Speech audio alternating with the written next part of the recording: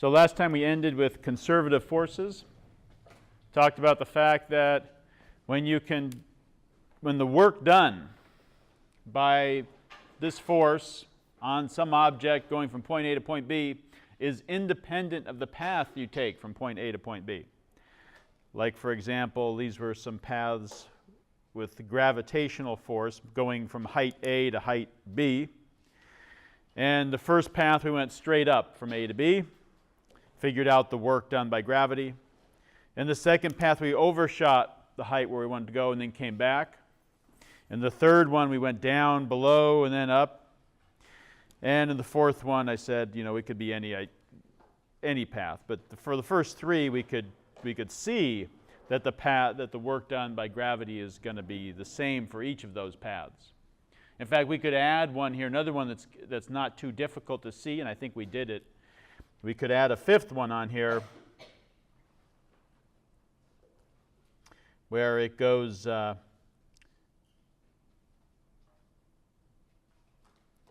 horizontal first and then up at some angle.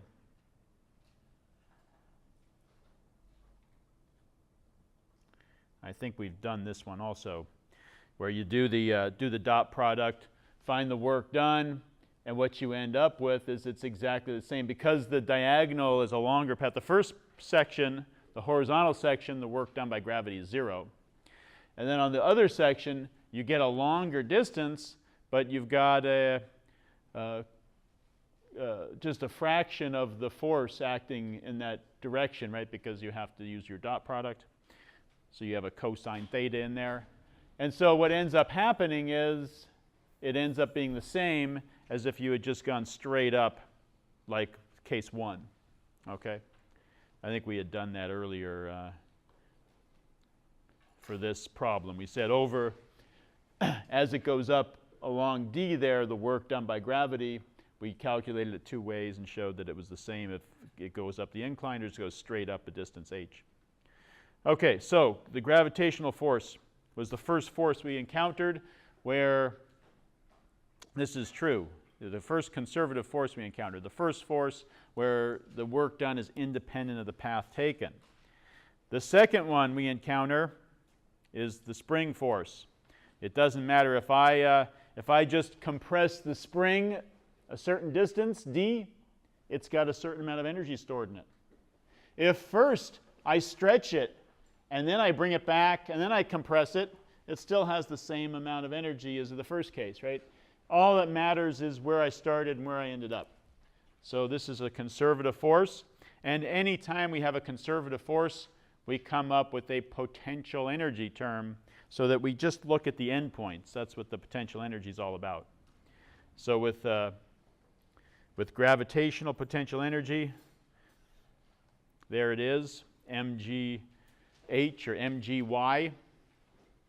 And all we care about really are changes in height. That's what's really important. Where we define 0 is sort of arbitrary. So pick a spot that's convenient for the problem you're working on. And then for our spring or elastic potential energy, 1/2 kx squared, where k is the spring constant, x is the amount the spring is stretched or compressed. Some springs we can stretch, some springs we can compress, some springs we can do both, stretch and compress. So that's the distance that the spring is stretched or compressed, x.